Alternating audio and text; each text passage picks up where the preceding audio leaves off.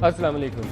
Attorney general कहते हैं कि जनरल परवेज़ मुशर्रफ के ख़िलाफ़ काफ़ी ठोस सबूत मौजूद हैं और ज़्यादा टाइम नहीं लगेगा, जल्दी फ़ैसला हो जाएगा। और फ़ैसले के हवाले से भी जो हमारे पास अभी तक के एक्सपर्ट्स की राय ये है कि जो हाई ट्रीज़न एक्ट के अंदर 2 सज़ाएँ हैं, उन्हीं में से एक चॉइस करनी है, उसके अलावा कानून में कोई और गुंजाइश नहीं है। दूसरी अहम खबर जो थी वो हम सोच रहे थे कि आज हम डिस्कस करेंगे कि प्रोटेस्ट कॉल फ्राइडे की इकाई हुई है तो उलमा इकराम का क्या रोल होना चाहिए, उस पर भी बात करेंगे। सरताज अजीज़ साहब ने कहा ड्रोन हमलों के हवाले से एक उनकी आज बड़ी इंपॉर्टेंट स्टेटमेंट है जिसमें वो कहते हैं कि जब बातचीत का अमल शुरू होगा तो अमेरिका ड्रोन हमले नहीं करेगा, यकीन दहानी करवाई है उन्होंने। इस पर भी बात करेंगे, लेकिन प्रोग्राम के स्टार्ट से पहले 15 मिनट में पहले खबर आई कोयटा के अंदर 3 धमाकों की, उसके बाद खुजदार के अंदर 2 धमाकों की और फिर कराची के अंदर एक पुलिस मोबाइल के ऊपर अटैक हुआ। और इसको साथ शामिल कर लें जो आज सुबह अटैक हो चुके हैं स्वाबी और मुख्तलिफ इलाकों में, जिसमें पाकिस्तानी सिक्योरिटी के 3 एहलकार शहीद हो गए थे, एक सुसाइड अटैक भी उसमें शामिल था। तो ये सिनारियो बनता है आज का। अब मालूम नहीं कि खबर हमें सिक्योरिटी के धमाके से स्टार्ट करनी चाहिए जनरल परवेज़ मुशर्रफ से, लेकिन कोशिश करेंगे कि पाकिस्तान के अंदर ये जो दाखिली सलामती की सूरत हाल है उसके ऊपर भी बात करें, उलमा दीन का रोल क्या है उस पर भी बात करें, क्योंकि ऐसे मौके के ऊपर मज़ीद चिंगारी लगाने की गुंजाइश नहीं है पाकिस्तान में। और जनरल परवेज़ मुशर्रफ का क्या होगा, क्योंकि पाकिस्तान में हाई लेवल जो मिलिट्री अपॉइंटमेंट्स हैं वो भी ड्यू हैं। आर्मी चीफ 28 को रिटायर होंगे, नई तकर्री होने जानी है। Chairman joint chief of staff committee already retire हो चुके हैं, उनकी जगह पे भी नई तकर्री होनी है। तो ये ओवरऑल कॉन्टेक्स्ट है आज के प्रोग्राम का। इस्लामाबाद स्टूडियोज़ में हमारे साथ होंगे डॉक्टर शाहिद मसूद साहब। डॉक्टर साहब खुश आमदीद कहता हूँ आपको प्रोग्राम में। कराची से हमारे साथ हैं जस्टिस शाइक उस्मानी साहब और बैरिस्टर फ़रोग नसीम साहब, दोनों को खुश आमदीद कहता हूँ। इसके अलावा कोशिश करेंगे प्रोग्राम के दौरान हम मौलाना रफ़ी उस्मानी साहब से भी बात करें और उनसे भी पूछेंगे वो क्या कहते हैं। डॉक्टर शाहिद मसूद साहब, आपसे आगाज़ करना चाहूँगा। ये फ़र्क कि जनरल परवेज़ मुशर्रफ जिसके ऊपर अटॉर्नी जनरल ने आज बहुत ही वाज़ेह और क्लियर एक स्टेटमेंट दी है, आपको लगता है कि हुकूमत की वाकई इंटेंट है, रिजॉल्व है और ये टाइमिंग भी सही है सज़ा देने के लिए? देखिए नदीम साहब, परवेज़ मुशर्रफ साहब का जो मामला है, जो मेरा अंदाज़ा है उसको मौजूदा सिविलियन हुकूमत डील नहीं कर रही। उसको पाकिस्तान की फ़ौज डील कर रही है और बाहर की पावर्स डील कर रही हैं, वो इन्वॉल्व हैं। और कुछ हद तक ज़ाहिर है क्योंकि एग्जीक्यूट करने के लिए एक सिविलियन हुकूमत एग्जिस्ट करती है, तो उस हद तक सिविलियन हुकूमत अपना इनपुट दे रही है, ये उस तरह चल रही है। लेकिन इन मामलों को फ़ौज ज़्यादा देख रही है, एक तवील अरसे से, मुशर्रफ साहब के यहाँ मौजूदगी में भी और उसके बाद जब उनको बाहर के आम तो उस दौरान भी। और बज़ाहिर जो बात सामने आई वो ये थी कि पहले मुशर्रफ साहब को कहा गया कि वो यहाँ से चले जाएं, ये प्रेशर था। मुस्लिम लीग हुकूमत के कुछ लोग जाके उनसे मिले, तहरीक इंसाफ के भी एक शख्स ने उनसे मुलाकात की पिछले चंद रोज़ पहले, और मुशर्रफ साहब से कहा जा रहा था कि आप बाहर चले जाएं। मुशर्रफ साहब जब वापस आए थे, नदीम मैं आपको सही बता दूं, मुशर्रफ साहब जब वापस आए थे तो 2-3 चीज़ें मुशर्रफ साहब के जहन में उस वक्त थी। मुशर्रफ साहब के जहन में ये भी था कि वो एक तो अपनी पार्टी का उनके जहन में था, एक कुछ और था उनके जहन में कि और सेटअप आ जाएगा, शायद जमहूरी सेटअप नहीं रहेगा, इलेक्शंस नहीं होंगे वगैरह वगैरह। और फिर एक एमक्यूएम की तरफ भी उनका था कि शायद एमक्यूएम से उनको बड़ी भारी सपोर्ट मिल जाए, खासतौर पर अगर क्यादत के हवाले से एमक्यूएम के अंदर कोई क्राइसिस क्रिएट होता है तो उस हवाले से मुशर्रफ साहब बड़े, क्योंकि एक स्प्लिट के एमक्यूएम के अंदर र्यूमर चल रही थी और कहा जा रहा है कि मुशर्रफ साहब उसके ऊपर कैपिटलाइज करना चाह रहे थे, जो हो नहीं पाया। और मुशर्रफ साहब क्योंकि वो ये था कि अगर कोई ऐसी सूरत बने कि वहाँ क्यादत क्राइसिस पैदा हो एमक्यूएम में, तो मुशर्रफ साहब फिर उसको संभाल लें। और फिर एमक्यूएम के कुछ लोगों के साथ उनकी मुलाकातें भी हो रही थी और वो काफ़ी करीब भी थे उनके, लेकिन फिर वो मामला आगे नहीं चला और वो होल्ड हो गया। उसके नतीजे में फिर एमक्यूएम के अंदर भी सेल्फ ऑटो करेक्शन हुई। अब ये सूरत हाल है, जो मेरा थोड़ा बहुत अंदाज़ा है और ख़बरें हैं वो ये है कि मुशर्रफ साहब ने ना कर दी जाने से कि मैं नहीं जाऊँगा, और मुशर्रफ साहब को कहा गया कि आप चले जाएं। लेकिन इसके ऊपर भी दो राय थी कि उनको जाने दिया जाए या ना जाने दिया जाए। ये पिछले दिनों भी जब जाने का मामला चल रहा था कि मुशर्रफ साहब का एक प्रॉब्लम ये है कि वो बोलते बहुत हैं, यानी बाहर जाके बोलने से मुराद पब्लिकली वो बोलने लगे थे। आपको याद होगा जब आने से पहले उनके इंटरव्यूज थे तो उस इंटरव्यू में वो कुछ ऐसी बातें कर रहे थे जो यहाँ बैठी हुई बहुत सी पावरफुल पर्सनैलिटीज, इवन ड्रोन हम लोग के ऊपर उन्होंने पहली दफा कि मैं होता तो मैं ऐसे कर देता, मैं होता मेरे दौर में ऐसे था। तो बरह रास्त जो मौजूदा आपकी मुल्क की क़यादत है उसको एक तरह से क्रिटिसाइज कर रहे थे कि देखो मेरे वक्त में ऐसे हुआ और तुमने ये किया पीछे। और अगला जो 1 साल है नदीम, वो एंड गेम है, बहुत रीजनल टर्मोइल आप देख रहे हैं जो रावलपिंडी में हुआ अब सजा के ऊपर आपको लगता है कि मामला चलेगा, सजा तक जाएगा? ये बिल्कुल ऐसे ही है जैसे एक सराय की सूबा, एक कालाबाग डैम, एक होता है ना लाल ट्रक की लाल बत्ती, एक और पीछे लोग लग गए, यानी उधर लगे आपका रहेंगे। ख्याल है लाल बत्ती है, सजा नहीं होने जा रही? नहीं, मेरे ख्याल से कि सजा हो भी जाएगी, लेकिन अगर सजा सुना भी देंगे तो अमल दरामद नहीं होगा। ठीक है, ये जस्टिस चलता शाहिद रहेगा, उस्मानी एक साहब लाल के पास बत्ती आते हैं। केस कमीशन बनता रहेगा। जस्टिस शाहिद और उस्मानी चलती साहब 3-4 रोज में जस्टिस सईद-उज़्ज़मान सिद्दीकी साहब से बात की तो उनकी राय में भी ऐसा ही था। मैंने खालिद अनवर साहब से बात की तो उनकी राय में भी कि ये सज़ा होने के लिए बड़ा क्लियर केस है। ये डॉक्टर शाहिद साहब से उनकी राय दोनों की मुख्तलिफ थी और दोनों का ख्याल ये था कि सज़ा हो जानी है, क्योंकि इसमें एविडेंस भी मौजूद है, आइन बड़ा क्लियर है और हाई ट्रीजन एक्ट का जो अंदर सज़ाएँ 2 तजवीज़ हैं वो भी लिखी हुई हैं और हुकूमत एग्जेक्टिव का जो रोल है वो भी बड़ा वाज़ेह है। डॉक्टर शाहिद का ख्याल है कि ये ट्रक की लाल बत्ती है, आप क्या कहते हैं? देखिए, मुझे अगर ये सिनारियो देखें आप कि पहले मुशर्रफ साहब के ख़िलाफ़ इतने चार्जेस थे, वो उन सब चार्जेस में आर्मी ने उनको सपोर्ट किया। यानी उनका सारा ट्रायल जो है वो उनके फार्म हाउस में हुआ, यहाँ तक कि उनका जेल भी फार्म हाउस था, उनकी पूरी तरह से सपोर्ट की गई। और जब वो तीनों केसेस में वो बेल मिल गई और जब वो बाहर जाने के लिए बिल्कुल तैयार थे और साथ साथ एक पिटिशन सिंध हाई कोर्ट में फाइल होगी ताकि उनको बाहर जाने की इजाज़त दी जाए, उस वक्त ये गवर्नमेंट ने, फेडरल गवर्नमेंट ने ये कंप्लेंट लॉन्च कर दी। तो अब इसको देखना, इसको समझना पड़ेगा, ये जो टाइमिंग है इसको समझना पड़ेगा कि ये क्यों इस तरह की टाइमिंग की। ये अगर करना था पहले भी कर सकते थे। अब जहाँ तक कि ट्रायल का आपको क्या लगता है, क्योंकि ये जो सिंध हाई कोर्ट में पिटीशन थी, ये पिटीशन एग्जैक्टली उसी लाइन के ऊपर थी जो कहा जा रहा था कि हुकूमत और फौज जनरल परवेज मुशर्रफ को कह रही है कि आप वालदा की इयादत के लिए जाइए दुबई और फिर वापस मत आइए। यही अरेंजमेंट था जो उन्हें ऑफर किया जा रहा था, यही उन्होंने दरखास्त दायर की थी वहाँ। लेकिन अब जब चूंकि उन्होंने ट्रायल ये कंप्लेंट फाइल कर दी तो यकीनन सिंध हाई कोर्ट तो इस सूरत में उनको बाहर नहीं जाने देगी, तो वो मामला ख़त्म हो गया, बाहर नहीं जा सकेंगे वो। यानी ये यकीनी बात है कि ट्रायल इनका शुरू होगा, वो अख्तिताम पे पहुँचेगा कि नहीं पहुँचेगा ये हमें मालूम नहीं, लेकिन ट्रायल यकीनन शुरू होगा। अब आप देखिए किस तरह से उन्होंने ट्रायल शुरू किया। नॉर्मल तरीका जो होना चाहिए था वही होना चाहिए था कि इनको एक कंप्लेंट फ़ाइल करनी चाहिए थी इस्लामाबाद हाई कोर्ट में, क्योंकि इस्लामाबाद हाई कोर्ट को ओरिजिनल जुरिस्डिक्शन भी है। बाकी जितनी हाई कोर्ट्स हैं उनके पास ओरिजिनल जुरिस्डिक्शन नहीं है सिवाय कराची के, लेकिन वो भी लिमिटेड। इस्लामाबाद हाई कोर्ट को ओरिजिनल जुरिस्डिक्शन है। इनको चाहिए था वो कंप्लेंट इस्लामाबाद हाई कोर्ट में फ़ाइल करते और वहाँ पे वो केस चलाते और नॉर्मल तरीके से, लेकिन वो उन्होंने नहीं किया। उन्होंने एक स्पेशल ट्राइब्यूनल कॉन्स्टिट्यूट की। स्पेशल ट्राइब्यूनल जो होती है उस प्रॉब्लम सबसे बड़ी उसमें ये होती है कि उसमें लोग लीगल ऑब्जेक्शंस लेते हैं। वो ये कहते हैं कि ये इस ट्राइब्यूनल की कोई जुरिस्डिक्शन नहीं। तो यानी उन्होंने मौका फ़राहम किया जो लॉयर्स हैं मुशर्रफ साहब के, उनको इसको क्रिटिसाइज़ करने के लिए। तो अब ये देखा जा रहा है कि हो सकता है कि ये एक किस्म का शो ट्रायल है, ये भी हो सकता है, वन कैन नॉट से कि दिखा दें कि आप शुरू कर रहे हैं लेकिन आप एक्चुअली करना नहीं चाहते। फिर उन्होंने जो ट्राइब्यूनल अच्छा, ये बड़ी इंपॉर्टेंट स्टेटमेंट है जो आप दे रहे हैं। आप कह रहे हैं कि बज़ाहिर ये एक शो ट्रायल भी हो सकता है कि ये भी हो आप सकता है। दिखा रहे हैं डराने के लिए कि हम ये कर सकते कर देंगे, हैं, लेकिन आप कर वो नहीं रहे जो एक्चुअली दिखा रहे हैं। ये एक पॉसिबिलिटी मुझे नज़र आ रही है। फिर जो उन्होंने अच्छा, इस पे मैं शफकत महमूद साहब हमारे साथ हैं पाकिस्तान तहरीक इंसाफ से, इनकी भी राय लेना चाहूँगा। शफकत साहब, आपको वेलकम भी करता हूँ। सियासी एतबार से आप क्या समझते हैं, गुड टाइमिंग? एक नेशनल लेवल के ऊपर अभी तक किसी ने मुखालफत नहीं की, लेकिन पिंडी वाले ब्लास्ट के साथ बहुत से लोगों ने जोड़ा कि आपने पिंडी के हालात तो आप काबू में नहीं थे आए, इसलिए आपने लोगों की तवज्जो इस तरफ लगा दी। इसमें तो कोई शक नहीं है कि ये जो टाइमिंग है उससे तो ये जाहिर होता है कि तवज्जो हटाने की कोशिश की गई है, कौम को और मीडिया को एक और मामले में कर दिया गया है। लेकिन जहाँ तक ट्रायल का ताल्लुक है, मामला अब इस हद तक जब पहुँच गया है तो मेरा ख्याल है कि सारी पॉलिटिकल फोर्सेस बड़ी क्लियर हैं इसके ऊपर के ट्रायल होनी चाहिए। लेकिन मुझे लगता है कि इससे पहले जो अरेंजमेंट थी या डील थी या जो भी बात थी वो वही थी कि मुशर्रफ साहब जो हैं वो चले जाएंगे, लेकिन शायद मुशर्रफ साहब ने भी कुछ हटदर्मी दिखाई और कुछ हुकूमत ने मुनासिब समझा कि इस ट्रायल को मुख्तलिफ चीज़ों के लिए इस्तेमाल किया जाए, ख़ास तौर पर लोगों की तवज्जो हटाने के लिए, तो वो भी किया गया। तो अब तो मुझे लगता है कि ये मामला थोड़ा आगे बढ़ेगा, क्योंकि हुकूमत एक लेवल पे पहुंच गई है जहां उसने बॉल जुडिशरी के कोर्ट में फेंक दिया और जुडिशरी जो है वो क्यों पीछे हटेगी। बजाय जुडिशरी को आपने जुडिशरी के पास भेज दिया मामला, तो फिर मामला तो आगे चलेगा।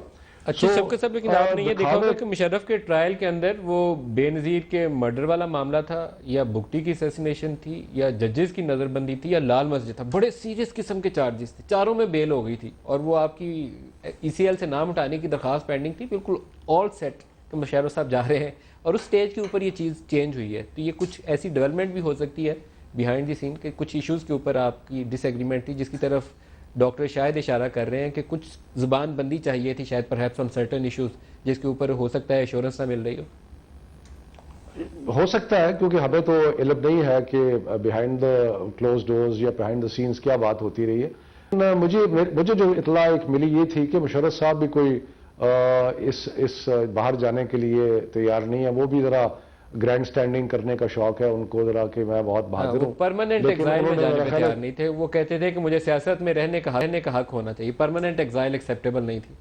टेम्परेरीली दुबई शायद ऐसी बात हो, लेकिन एक दफा बाहर चले जाते तो फिर उसके बाद आना और कब आना और कैसे आना फिर वो लंबी बात हो जाती। लेकिन मुझे लगता है कि अब तो सिचुएशन ऐसी आ गई है कि, और जिस तेजी से ये ट्रिब्यूनल फॉर्म हुआ है, तो जुडिशरी ने कहा है कि जी अगर हमारे पास अब बॉल आ गई है तो हम अब इसको आगे लेके चलेंगे, हम वो नहीं खड़े होंगे। लेकिन इसके ऊपर रोल जो है जुडिशरी का, शाइक उस्मानी साहब दोबारा एक दफ़ा आपसे पूछ लूँ फिर मैं डॉक्टर शाहिद साहब की तरफ आऊँगा। जुडिशरी के लिए तो बड़ा एक वो टेलर मेड किस्म का केस है, उसके पास वो हाई ट्रीजन एक्ट के अंदर जो कुछ लिखा हुआ है उसने तो उसके मुताबिक फैसला देना है। जी बिल्कुल, अगर उनके पास बिल्कुल सही कह रहे हैं। अगर ट्रायल शुरू होता है तो इसमें कोई ज़्यादा प्रूफ की ज़रूरत तो नहीं है, क्योंकि जो 3 नवंबर 2007 की जो PCO ऑर्डर है वो उसी से ज़ाहिर होता है कि इन्होंने जो हरकत की है मुशर्रफ साहब ने as a chief of staff, उनको कोई हक नहीं था उस वक्त मुल्क में, पार्लियामेंट मौजूद थी, वो नहीं कर सकते थे। TV क्लिप्स हैं, उनकी अपनी स्पीचेस हैं बहुत सी। अब सिर्फ देखना ये है कि इनका अपना डिफेंस क्या होगा उसमें। उनका डिफेंस जो मेरी नज़र में है, जो हम प्रिडिक्ट कर सकते हैं, वो ये होगा कि ये मेरा इंडिविजुअल एक्ट नहीं था, एक हमारे एक गवर्नमेंट का एक्ट था और इसमें सारे ज़िम्मेदार थे, मैं अकेला ज़िम्मेदार नहीं था, और इस वजह से दूसरे लोगों को भी इसमें इन्वॉल्व करना चाहिए और उनको लाना चाहिए। अब उसमें जो स्कोप है वो आप देखें कितना बड़ा हो सकता है। उसमें एक तो जो उनके एडवाइज़र्स हैं सारे मिनिस्टर्स उनके सारे, फिर पार्लियामेंट ने आपको मालूम है कि एक रेजोल्यूशन पास की थी 3 नवंबर के बाद, जिसमें कि उन्होंने इसको सपोर्ट किया था, इसको, और जो इनका एक्शन था वो भी मौजूद है। तो सारे पार्लियामेंट के मेंबरान जो हैं, और चूंकि पेशावर की जजमेंट जो है पेशावर हाई कोर्ट की 2013 की, जिसमें उन्होंने ये कहा है कि ये आर्टिकल 6 का जो कार्रवाई है ये पार्लियामेंट के मेंबरान के ख़िलाफ़ भी हो सकती है। तो आप इस चीज़ को भी अपने सामने रखें। तो इस तरह से अच्छा, ये जो आपकी बात है, मैं डॉक्टर शाहिद साहब से भी इस पर राय ले लूँ, क्योंकि हमने एक पहले प्रोग्राम किया था, SM ज़फ़र साहब हमारे साथ थे, और डॉक्टर शाहिद साहब आपने भी डिटेल से उस पर रोशनी डाली थी। मैं चाहूँगा कि उसके ऊपर थोड़ी सी बात हो जाए। वो 29 अक्टूबर की मीटिंग, 4 रोज़ पहले, 4 रोज़ पहले, तो उसमें तो फिर सिर्फ जनरल परवेज़ मुशर्रफ नहीं रहेंगे, उसमें तो SM ज़फ़र साहब भी शामिल थे। 3 ग्रुप्स बन गए थे ना उसमें। हाँ। 3 चौधरी शुजात साहब एग्जैक्टली 3 ग्रुप्स उसमें बन गए थे और इख्तलाफ पैदा हो गया था ये इमरजेंसी प्लस के ऊपर। और अमेरिकन भी स्प्लिट हो गए थे। आपको पता है स्टेट डिपार्टमेंट को पॉइंट ऑफ व्यू, नेग्रो अलग बात कह रहे थे और व्हाइट हाउस अलग कह रहा था और पेंटागन अलग कह रहा था। और चूंकि डिक चेनी डील कर रहे थे उस वक्त, तो वो ग्रुप एक अलग था, कॉन्डी का ग्रुप अलग था, कॉन्डी राइस का। एक बात मैं आपको नदीम साहब ये बता दूं कि इसको कदीर खान अरेंजमेंट आप अगर कहें ना आने वाले दिनों में तो ज़्यादा मुनासिब है। कदीर खान अरेंजमेंट ये था कि जौहरी फैलाव हुआ, कदीर खान साहब की तरफ से एक बड़ा हंगामा हुआ, फिर वो यहाँ रह गए, फिर वो इवेंट्स आते गए दूसरे, वो ऊपर डिस्कशन में ज़्यादा आ गए। कदीर खान साहब आहिस्ता आहिस्ता फिर वो साल गुजर गए। तो ये कोई कदीर खान अरेंजमेंट टाइप चीज़ों के दौरान उनको बोलने की इजाज़त नहीं मिली, फिर वो निकल के आए बाहर, फिर बोलना शुरू किया। तो ये उसी तरह से मेरे ख्याल से मुशर्रफ साहब को रखा जाएगा आने वाले कुछ अर्से में। एक बात आप ध्यान में रखिए कि आपका ख्याल ये है, ये मैं रोक लूँ आपको क्योंकि आप बड़ी एक जनरल साहब के फ्यूचर के हवाले से एक स्टेटमेंट दे रहे हैं। जो डॉक्टर कदीर थे बड़े एक हाई प्रोफाइल लाइफ से ज़बानबंदी और नज़रबंदी में रहे जी, वो एक लिमिटेड उन्हें आज़ादी थी, अपने घर की हद तक गाड़ी में बैठ के बाहर जा सकते थे, लिख के जंग अखबार में या न्यूज़ में या कहीं और जगह पे कॉलम भेज सकते थे। ओकेजनली मेरे से फ़ोन पे बात कर लेंगे या आपसे कर लेंगे, इससे ज़्यादा आज़ादी नहीं थी। तो आपका ख्याल है कि यही आज़ादी जनरल परवेज़ मुशर्रफ का फ्यूचर इन हालात में कमिंग डेज में, क्योंकि मुशर्रफ साहब बात जो करेंगे, मुशर्रफ साहब अगर ज्यादा बोलते हैं बाहर निकल के या इंटरव्यूज देने शुरू करते हैं इंडियन चैनल्स पे या वेस्टर्न चैनल्स पे, तो वो बात शायद एक्सेप्टेबल ना हो पाकिस्तान की मौजूदा अस्करी क़यादत को भी, अगली अस्करी क़यादत को भी, जो कि आज से 8 दिन के बाद गालिबन आ रही है, और पॉलिटिकल लीडरशिप को भी और अदालत को भी। तो अस्करी क़यादत के रोल के ऊपर भी आप बात कर रहे हैं। एग्जैक्टली। और एक बात मैं आपको नदीम और बता दूं, ट्रायल शुरू करने का ऐलान करना और फिर वो आगे जाके क्या शक्ल लेता है। देखिए इस वक्त हुस्नी मुबारक भी वहीं पढ़े या डॉक्टर मुर्सी पढ़े, आप ये ध्यान में रखेंगे जब आप कहते हैं ना इजिप्ट के सदर का ट्रायल, तो आधे लोग सोच रहे होते हैं कि ये हुस्नी मुबारक का जिक्र हो रहा है, और कुछ कह रहे होते हैं डॉक्टर मुर्सी का जिक्र हो रहा है, जो उसके बाद एक इलेक्शन के। तो इवेंट्स इस तरह से आगे अनफोल्ड होंगे और होते जाते हैं कि वो एक चीज जो अचानक आपको नजर आ रही है कि जी अभी कुछ हफ्ते के अंदर 10 दिन में अभी हाई कोर्ट का जनरल मुशर्रफ के साथ बनेगा, सुप्रीम कोर्ट में जाएगा। जनरल मुशर्रफ के साथ हुस्नी मुबारक वाला सलूक नहीं हुआ। नहीं, हुस्नी मुबारक के साथ भी बुरा नहीं हुआ। ये अभी भी हुस्नी मुबारक को फौज ने बड़े तमीज से रखा हुआ आराम से। जो कुछ नवाज शरीफ के साथ आपने देखा था, उसकी निस्बत अगर आप मुवाजना करें, मुर्सी के साथ हो रहा है, वहाँ मुर्सी के साथ हो रहा है, वो इजिप्ट में मुर्सी के साथ। फरोग नसीम साहब हमें ज्वाइन कर रहे हैं। फरोग नसीम साहब आपको वेलकम करूंगा।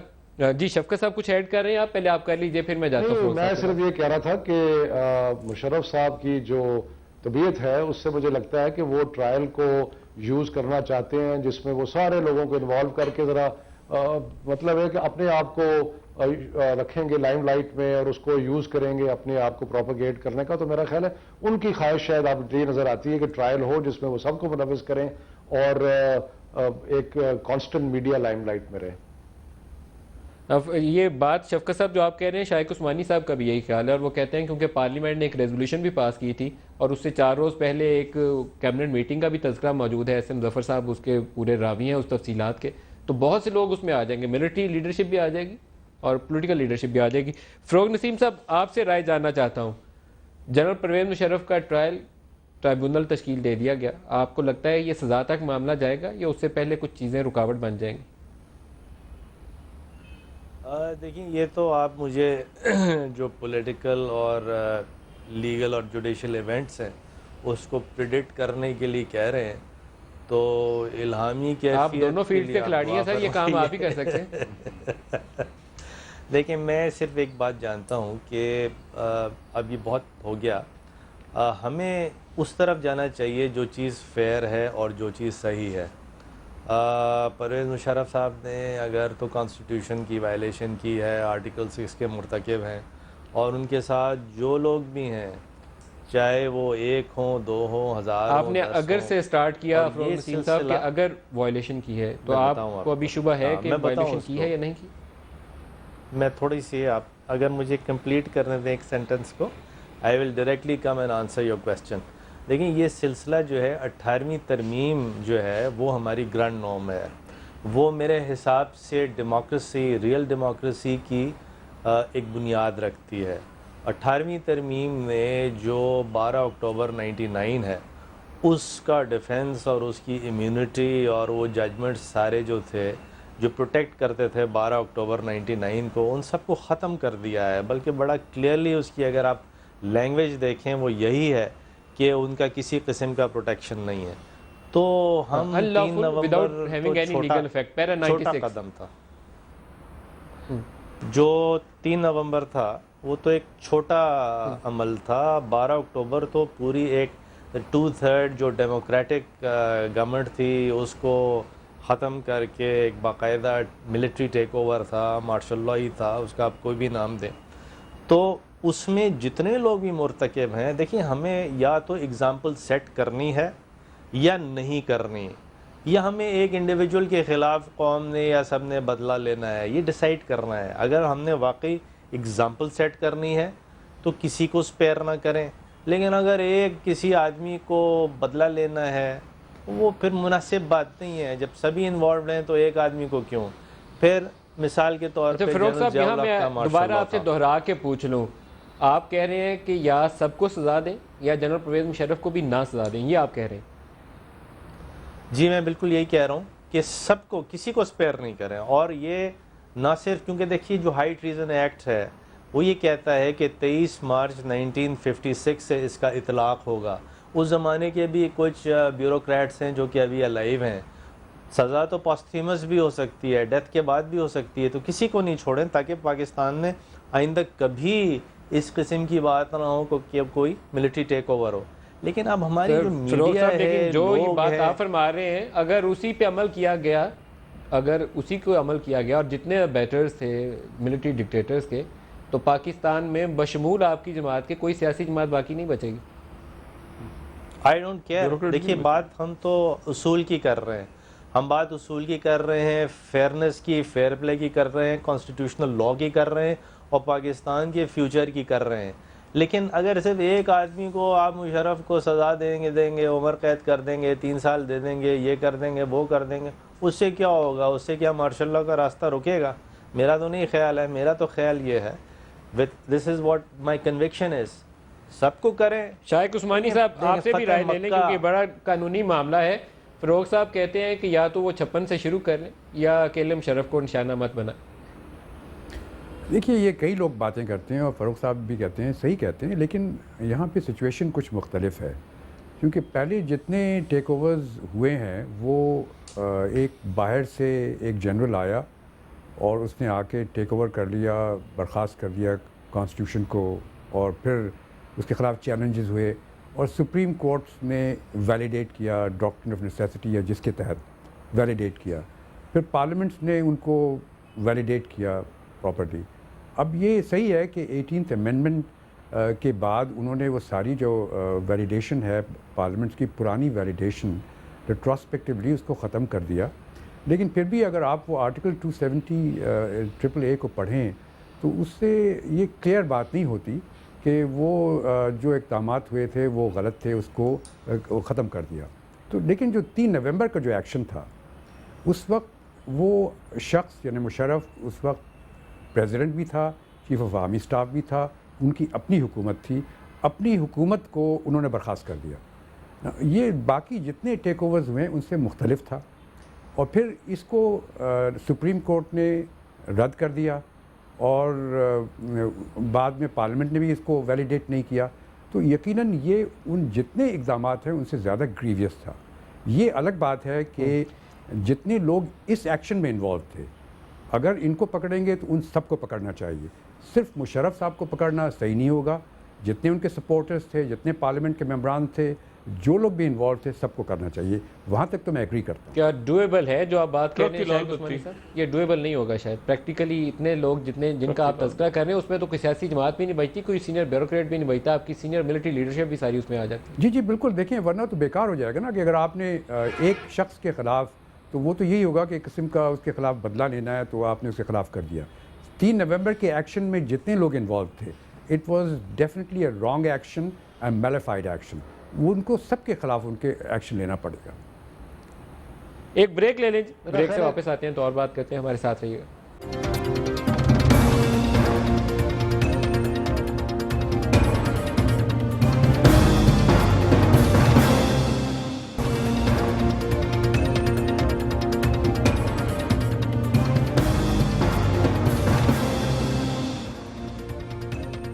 प्रोग्राम में दोबारा खुश आमदीद कहते हैं।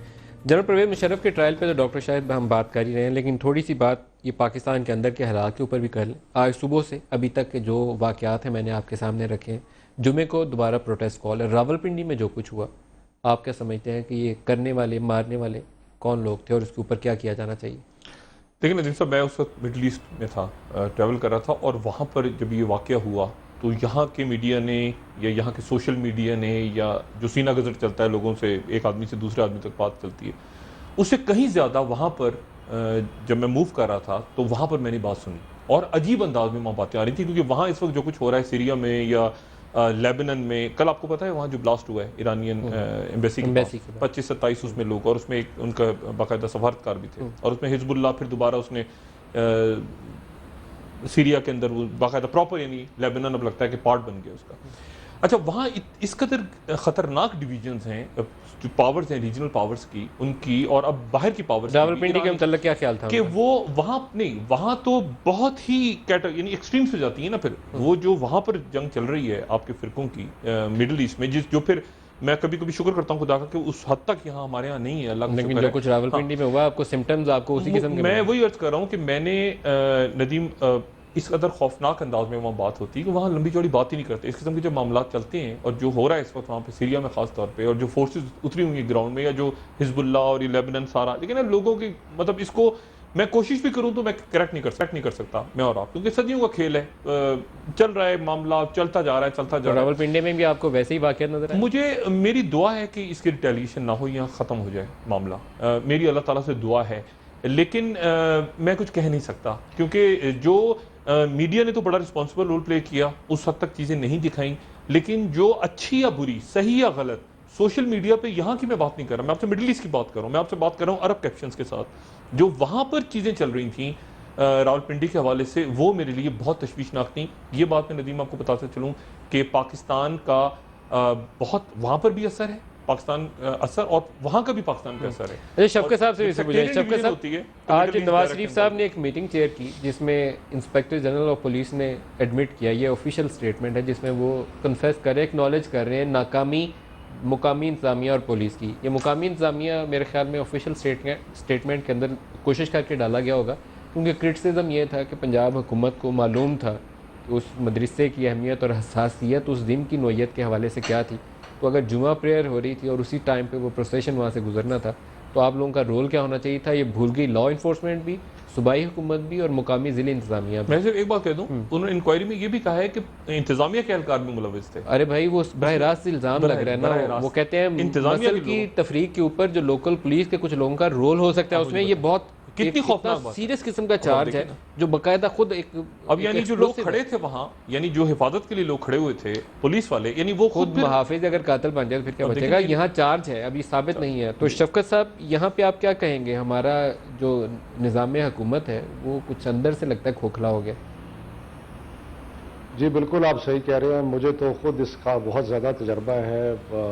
मैं कोई 6 साल 5.5 साल डिप्टी कमिश्नर रहा, बहुत सारे ऐसे मामलात को हैंडल किया, और जो मुझे याद पड़ता है, पुरानी बात है लेकिन जो मुझे याद पड़ता है कि हर जो क्रिटिकल पॉइंट होता था रूट के ऊपर, उसको आइडेंटिफाई किया जाता था। वहाँ पे पुलिस तैनात की जाती थी, बल्कि छतों पे पुलिस तैनात की जाती थी।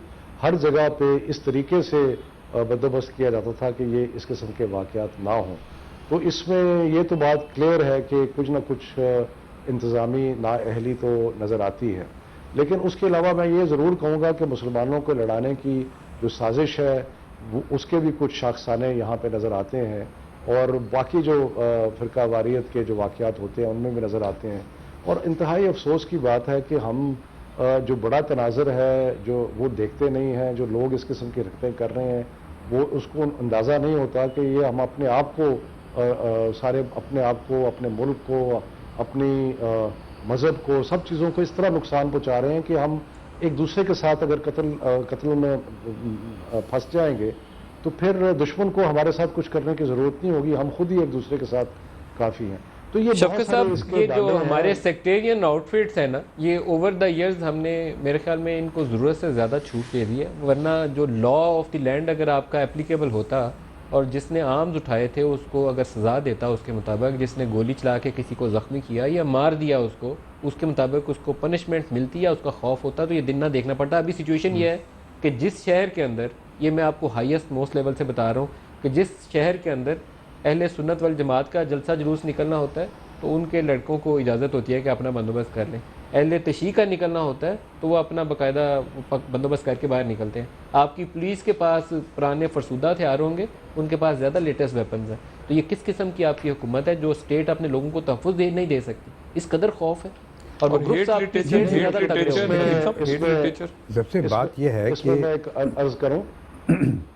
जी सॉरी, आप नहीं, सिर्फ मैं इतना अर्ज करना चाहता था कि इसके अंदर जो आपने बताया, एक ये जो मजिस्ट्रेट्स का ना होना और मजिस्ट्रेसी को ख़त्म करने का एक नुकसान ये हुआ है कि पहले जी इस किस्म के जितने भी ऑर्डर्स होते थे मॉब को कंट्रोल करने के लिए, ये बाकी चीज़ें, वो सारे के सारे मजिस्ट्रेट देता था और उसकी जिम्मेदारी होती थी, और पुलिस जो थी बरी उज़्ज़मा होती थी। जब से ये पुलिस को जिम्मेदारी मिली है, मुझे लगता है कि उससे बजाय इसके कि पुलिस को कोई ताकत महसूस हो, बल्कि पुलिस जो है वो कमज़ोर हो गई है कि उनको डर लगा रहता है कि हमने कोई अगर एक्शन ले लिया तो उससे पता नहीं उसका क्या इम्पैक्ट होगा, या हमें हमारी नौकरी खतरे में पड़ तो जाएगी वगैरह शाइक वगैरह। तो उस्मानी मेरा साहब से ख्याल है- पूछूं, शाइक उस्मानी साहब, पुलिस वाले कहते हैं कि हमें डर ये होता है कि हमने यहाँ पर कोई एक्शन ले लिया तो अगले दिन हमें कोई अदालत तलब कर लेगी, सो मोटो हो जाएगा कि आपने ये काम क्यों किया। क्या ये जवाब दुरुस्त है? क्या खामी है इस निज़ाम के अंदर, या कोर्ट्स अपने हदूद से, जो उनकी हदूदों की हदूद है उससे आगे निकल गई? कहीं ना कहीं कोई चीज़ गलत जरूर मौजूद है। जी, आपकी बिल्कुल। देखिए, एग्जीक्यूटिव ये तो- फैसले नहीं ले रही, ये तो आपका जो पुलिस ऑफिसर पिछले- फैसले नहीं ले रहा। जो पिछले 10 साल से जो ये रेडिकलाइजेशन सोसाइटी की हुई है, और ख़ास तौर से एक ख़ास तबका जो है उसने अपने व्यूज़ जो हैं दूसरे तबके पर ज़बरदस्ती ठूंसने की कोशिश की मज़हब के लिहाज से, और इसमें यहाँ तक कि उन्होंने सोचा कि एक दूसरे को कत्ल करना भी जायज़ है, और उसको काउंटर करने के लिए जो पुलिस फोर्स होनी चाहिए या जो आपकी लॉ एंड ऑर्डर फोर्सेस होनी चाहिए वो तो बिल्कुल नाकारा होकर रह गई हैं। हम लोग कराची में रहते हैं, हम तो जानते हैं कि कितने ख़तरात में हर एक इंसान होता है यहाँ पर। तो लेकिन जो इसको अगर आप इस पर्सपेक्टिव में देखें कि ये जो रेडिकलाइजेशन है, ख़ास तौर से 2 सेक्ट्स के अंदर जो झगड़ा शुरू हो रहा है, जो पहले आपने देखा क्वेटा में किस तरह से उन्होंने हज़ारा कम्युनिटी को कत्ल किया, उसके बाद फिर ये चीज़ इतनी बढ़ती गई कि अब जो हर एक समझता है कि अपने आप को डिफेंड करने के लिए उसको ख़ुद इंतज़ामात करने हैं। और इस तरह से अब आप रावलपिंडी की एक मिसाल देख लें। मैं रावलपिंडी में, मैं बचपन के ज़माने में रावलपिंडी में गुजारा था कोई 10-12 साल, और मुझे याद है कि कभी रावलपिंडी में इस किस्म की कभी चीज़ें नहीं होती थी, ना कभी वहाँ पर कोई प्रॉब्लम्स होते थे शिया सुन्नी के, कभी नहीं हुए। लेकिन ये जो हुआ है इस दफ़ा, इससे ज़ाहिर होता है कि लोग पहले से तैयार बैठे थे दोनों साइड के कि हम ये करेंगे, और लॉ एंड ऑर्डर सिचुएशन, जो लॉ एंड ऑर्डर फोर्सेस थे वो बिल्कुल नाकारा थी। तो जब ये दोनों चीज़ें मिल जाती हैं, इनकॉम्पिटेंस फ्रॉम वन साइड और radicalisation from the other side, तो फिर जो हशर हुआ है वो हुआ है। तो इसमें आप जो सही कह रहे हैं कि जहाँ तक कि हमारी जो लॉ एंड ऑर्डर फोर्सेस हैं, पुलिस है, दूसरे लोग हैं, और हमारी जुडिशरी भी इसमें इन्वॉल्व है in the sense, I mean affected, क्योंकि उनको पनिशमेंट्स भी नहीं होती। कन्विक्शन रेट इतना कम है यहाँ पर हमारी कोर्ट्स में कि आपको अंदाज़ा नहीं। तो जब ये सब चीज़ें इस तरह से होने लगी हैं, फ़रोग तो नसीम रिजल्ट चाहिए। साहब, फ़रोग नसीम साहब से भी पूछ लें, अभी कराची में कुछ वाक़यात हुए थे तो आईजी पुलिस ने कहा कि कल जो मारे गए थे वो शिया थे, तो जो आज जो मारे गए हैं वो सुन्नी है, तो 6 कल वो मारे गए थे, आज 6 ये मारे गए। तो इस दफ़ा जो पिंडी के वाक़यात हैं वो कुछ मुझे खौफ पैदा कर रहे हैं, जो डॉक्टर शाहिद भी कह रहे हैं। हमने यहाँ मारे जाने वाले अगर देखे थे कि सुन्नी थे, तो उसके बाद में रिएक्शन के अंदर जो 2 वाक़यात हुए, मैं दोहराता नहीं कि उसमें एक प्रोफेसर भी है बेचारा शामिल उसके अंदर। देखिए, तो हम ये मीडिया कहाँ लेके जाएंगे इस कौम में को? इस तरह की, जी, मीडिया में इस तरह की बात चली है, और मैं इससे फुली एग्री करता हूँ कि this is part of some international design कि पाकिस्तान को और मुस्लिम ममालिक को किस तरह डिस्टेबलाइज मज़ीद किया जाए, शिया सुन्नी में लड़ाई कराई जाए। लेकिन पाकिस्तान के कॉन्टेक्स्ट में मैं ये बहुत दफ़ा कह चुका हूँ कि जब तक पाकिस्तान अपनी फ़ॉरेन पॉलिसी का सिमत दुरुस्त नहीं करेगा, तो पाकिस्तान में ये जो तमाम चीज़ें हैं, चाहे वो शिया सुन्नी किलिंग है, तालिबान पाकिस्तानी, पंजाबी तालिबान, अफ़गानी तालिबान, ये तमाम चीज़ें जब तक फ़ॉरेन पॉलिसी सही नहीं होगी, जो भी इंटरनेशनल इस्टेब्लिशमेंट है, स्टेक होल्डर्स हैं, पाकिस्तान सही तरह से अपने कार्ड्स नहीं खेलती, सही तरह अपनी पोजीशनिंग नहीं करती, तो ये तो फिर मसाइल ख़राब होते चले जाएंगे। फ़रोग साहब, अनफॉर्चुनेटली आपको ये नहीं लगता कि हमें फ़ॉरेन पॉलिसी के साथ अपने घर के अंदर भी ये जो हमने प्राइवेट आर्मीज़ और मिलिशियाज बनने के लिए खुली छूट दी हुई है ना, इसको हमें बड़ा संजीदगी के साथ देके इसके खात्मे के लिए कुछ करना पड़ेगा। अगर इसी तरह बैठे रहेंगे ना, तो मेरा और आपका बाहर निकलना मुमकिन नहीं रहेगा। आपसे गुजारिश करूं कि जो प्राइवेट आर्मीज़ हैं, सो कॉल्ड प्राइवेट आर्मीज़ हैं, चाहे वो कोई भी हों, इनकी फंडिंग वगैरह कहाँ से आती है, कौन फंड करता है, कहाँ से पैसे इनके पास आते हैं? देखें, वो बात आपकी दुरुस्त है, हाउस इन ऑर्डर होना बड़ा ज़रूरी है। मैं ये नहीं कह रहा कि सिर्फ फॉरेन पॉलिसी देखें और इंटरनल जो मैकेनिज़म्स हैं उनको चेक नहीं करें, वो भी करें, ये भी करें, लेकिन सिर्फ इंटरनल मैकेनिज़म्स चेक करने से बात काफ़ी नहीं है। डॉक्टर शाहिद साहब, देखिए नदीम साहब, इन लोगों से जब आप मिले ना, जाके इंटरेक्ट करें, उनसे कहें कि तुम्हें पैसा बाहर से आ रहा है, तुम्हें सपोर्ट मिल रहा है, बाहर से के लोग कर रहे हैं, फलाना मुल्क या फलाना जो भी रीजनल पावर्स हैं किसी एक सेक्टर को सपोर्ट कर रही हैं, तो वो कहते हैं कि हमें कर रहे हैं, तो यार बड़े जो पॉलिटिशियंस बैठे हैं, जो गवर्नमेंट में बैठे हैं, उन्हें भी तो कर रहे हैं, आपके बाकी इदारों को भी तो एड देते हैं। वो क्या ये एक्सक्यूज काबिल कबूल है? बिल्कुल काबिल कबूल नहीं है, लेकिन बात यह है कि वो जो रीजनल पावर्स हैं जो इस खेल में मलेशिया के लेवल पे इन्वॉल्व हैं, प्रॉक्सीज के लेवल पे इन्वॉल्व है, वही तो बड़े सेटअप को भी तो वही सपोर्ट करती हैं। बड़े सेटअप वो भी आपकी एस्टेब्लिशमेंट ही है ना, उन्हीं का हिस्सा है तो वो। डॉक्टर शायद यहाँ पे आपकी फिर स्टेट डिसफंक्शनल है ना? अगर स्टेट लॉ कर रही है कि जो सिलेक्टिव बेसिस के ऊपर कोई भी आए किसी को भी फंड कर ले, एग्जैक्टली तो फिर तो आप तबाही का रास्ता खुद खोल रहे बिल्कुल बिल्कुल यही बात हुई ना, फलाने का फोन आ गया। देखिए ना, अगर हाईएस्ट लेवल पे कॉल आ सकती है कि इस आदमी को प्राइम मिनिस्टर बना दें, इसको हटा दें, इसको बना दें, इसको हटा दें, फलाने को छोड़ दें, फलाने को फांसी लगा दें, तो फिर नीचे के लेवल पे भी जा रही है चीज। बात सारी है कि जो स्टेट होती है ना नदीम साहब, इस पूरे मामले में देखें, डोरे पीछे से कोई भी हटाए, कठपुतलियां तो हम खुद बनते हैं ना, हमारे लोग बनते हैं बिल्कुल, कठपुतलियां। no और doubt वो about कठपुतलियां क्यों बनते हैं?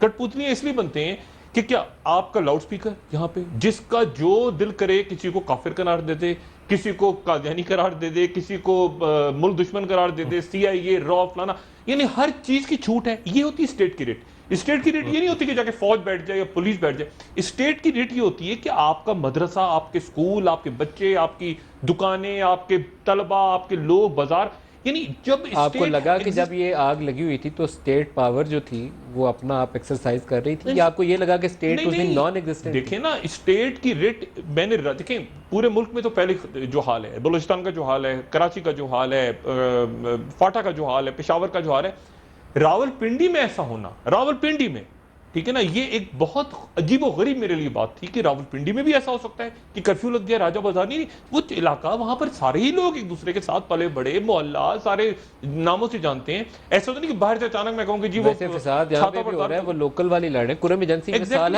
से वो वहीं बैठे हुए लोग लड़ते हैं। ये तो कहना बड़ा आसान है कि जी बाहर की साजिश है, साजिश में लोकल लोग भी तो शरीक हुए होंगे ना। आज जो मियां साहब कह रहे हैं या जो आज उसमें हुआ कि जी पुलिस नाकाम हो गई या पुलिस के लोग मुलविस हैं, तो ये जो नफरतें हैं अनफॉर्चुनेटली ये इतनी डीप रूटेड हो गई हैं सोसाइटी में। लेकिन इसमें एक अफसोस का पहलू भी है, शफकत साहब से भी पूछते हैं कि इसमें प्राइम मिनिस्टर या चीफ मिनिस्टर, इनका रोल उस वक्त था जब ये इवेंट्स हो रहे थे। अगर पुलिस वाला नाहल था तो पुलिस के ऊपर वाला भी एक बैठा हुआ एग्जीक्यूटिव है, उसके ऊपर मिनिस्टर बैठा हुआ है, उसके ऊपर चीफ मिनिस्टर बैठा हुआ है। क्या सारे लोग ही उस दिन सो गए थे? वो तो थे ही, पाकिस्तान में नहीं थे, उसके ऊपर क्रिटिसिज्म। शफकत साहब जी, वजीर आजम तो शायद कहीं पाकिस्तान में कम ही पाए जाते हैं। किसी ने बड़ी अच्छी बात की कल, किसी ने कहा कि वजीर आजम को ECL पे डाल देना चाहिए ताकि कम से कम वो पाकिस्तान में तो रहें। तो उनके बारे में तो क्या बात क्या करें, वो तो कभी होते ही नहीं यहाँ पे। लेकिन चीफ मिनिस्टर कहाँ थे, क्यों वो इसको मॉनिटर नहीं कर रहे थे, क्या नहीं कर रहे थे? लेकिन मैं गुफ्तगू सुन रहा था, देखें हमें इस चीज़ का एहसास हो जाना चाहिए कि रियासत जो है ना वो अब करीबुल वर्ग है। यानी कि मैंने इतनी बुरी हालत रियासत की, क्योंकि रियासत का अदारों को हम बड़े करीब से देखते रहे, रियासत बिल्कुल तकरीबन नाकाम हो चुकी है। और फेल्ड स्टेट की एक निशानी ये होती है कि अनगवर्नड एरियाज जो हैं वो बढ़ जाते हैं। हमारे तो बड़े बड़े शहर जो हैं, जो मेट्रोपोलिस हैं, उनमें अनगवर्नड एरियाज हैं। यानी कि हमें कोई दूर जाने की ज़रूरत नहीं है, कोई फाटा जाने की ज़रूरत नहीं है, बलूचिस्तान जाने की ज़रूरत नहीं है।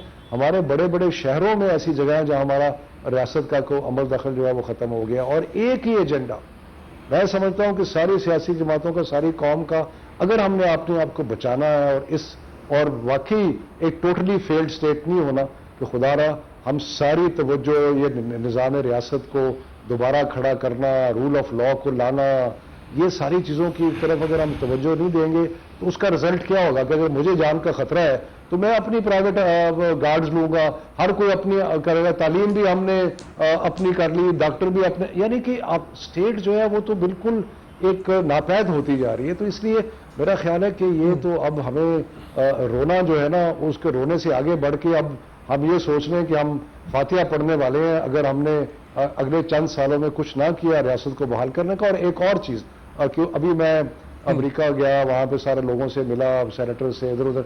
बात यह है कि आपका अगर आपकी जो अशराफिया है वो अपने टैक्स देने के लिए तैयार नहीं है, आपकी अशराफिया जो है वो स्टेट को खड़ा करने के लिए अपनी कंट्रीब्यूशन देने के लिए तैयार नहीं है, तो चाहे वो अमेरिका हो, चाहे रीजनल पावर्स हो, वो लाएंगे, अपने पैसे डालेंगे, आपको कुछ लोगों को खरीदेंगे, आपकी रियासत को भी खरीद लेंगे। तो आपका ये जो ज़ईफ़ी है उसके अंदर आपकी जो क्या कहना चाहिए, आपकी सिर्फ ज़ईफ़ी। शफकत साहब, मेरा इस पे इख्तिलाफ है कि सिर्फ गुर्बत की वजह से अमेरिका बंदे खरीदता है, इसमें आपके स्टेट का रोल है। आपका अगर DJISI पार्लियामेंट के अंदर खड़े होकर कहता है कि किस ग्रुप को पैसे आ रहे हैं, आपकी सिक्योरिटी वाले नाम देते हैं, आपके वो जो स्टेट डिपार्टमेंट की रिपोर्ट्स के अंदर आ जाता है किस किस ग्रुप को पैसे जा रहे हैं, और स्टेट वहाँ सो ही रहे, आंखें बंद कर ले, मैं और आप बातें करें और स्टेट का हमें मालूम नहीं है, तो फिर जुल्म है। शाइख उस्मानी साहब, यहाँ क्या करने की ज़रूरत है, थोड़ा सा इस पर भी बात हो जाए। कोई रोल जो हमें फौरी तौर पर लेना है, सो नहीं सकते और हम। देखिए, हमें जो बड़ी इम्पॉर्टेंट चीज़ है, हमारी जो सिविल सर्विसेज हैं और हमारी जो पुलिस सर्विसेज हैं, इनको रीऑर्गेनाइज करना बहुत ज़रूरी है, जो कि एक अरसे से वो आहिस्ता आहिस्ता ख़राब से ख़राबतर हो गई हैं, पॉलिटिकल इन्फ्लुएंस के अंदर आ गई हैं। और लोकल गवर्नमेंट्स को स्ट्रॉन्ग करें, लोकल गवर्नमेंट्स को आप पावर्स दें ताकि उसको कंट्रोल करें, डिसेंट्रलाइज करके उनको कंट्रोल करें।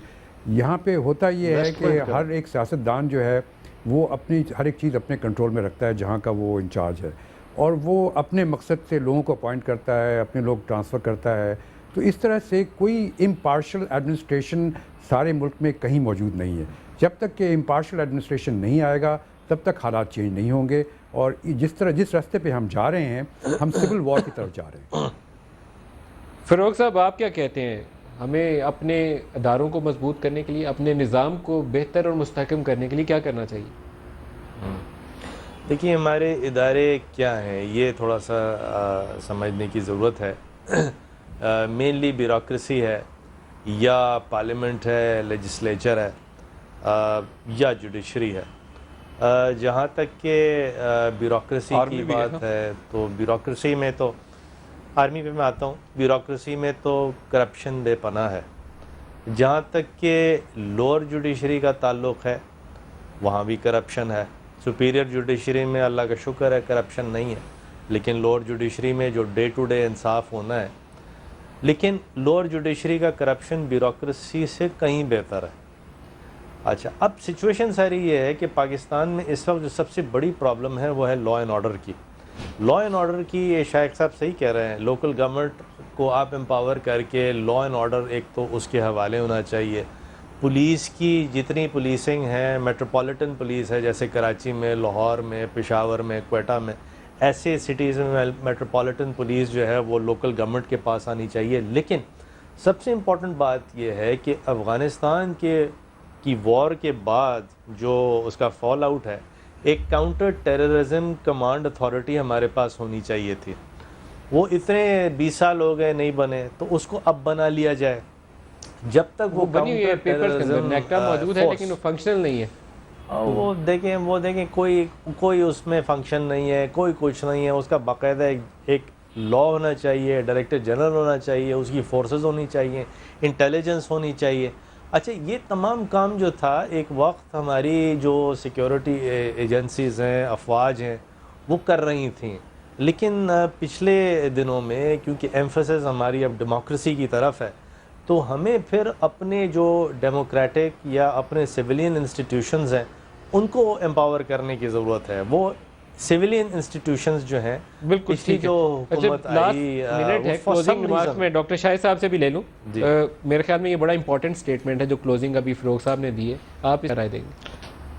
मलिक साहब, ये फ़ारूक साहब ने तो बात की ना 20 साल पहले वाली अफगान वॉर की। मैं आपको सिर्फ ये बताऊं कि इस वक्त जो अफगानिस्तान में अगले साल, 1.5 साल, 2 साल इस रीजन में होने जा रहा है, और इसको फिर आप कनेक्ट करें मिडिल ईस्ट के साथ। पहले जब अफगानिस्तान में वो तो मिडिल ईस्ट टर्मोइल में नहीं था, इस वक्त मिडिल ईस्ट भी टर्मोइल में। सिर्फ एक ईरान का रेवोल्यूशन आया था, उसके नतीजे में जो कुछ हुआ वो एक अलग कहानी है। लेकिन अब मिडिल ईस्ट के अंदर सिविल वॉर है, और उसके साथ ही अफगानिस्तान के एंड गेम के जितने मुमकिन फॉलोआउट्स हैं, उसमें पाकिस्तान मजीद इंतजार का शिकार है, अफगानिस्तान समेत। ठीक है ना। अब खिता आप देखें ना, वहां अफगानिस्तान में बहस कम हो गई, पूरी दुनिया की इस वक्त जो फोकस हो गया मिडिल ईस्ट हो गया।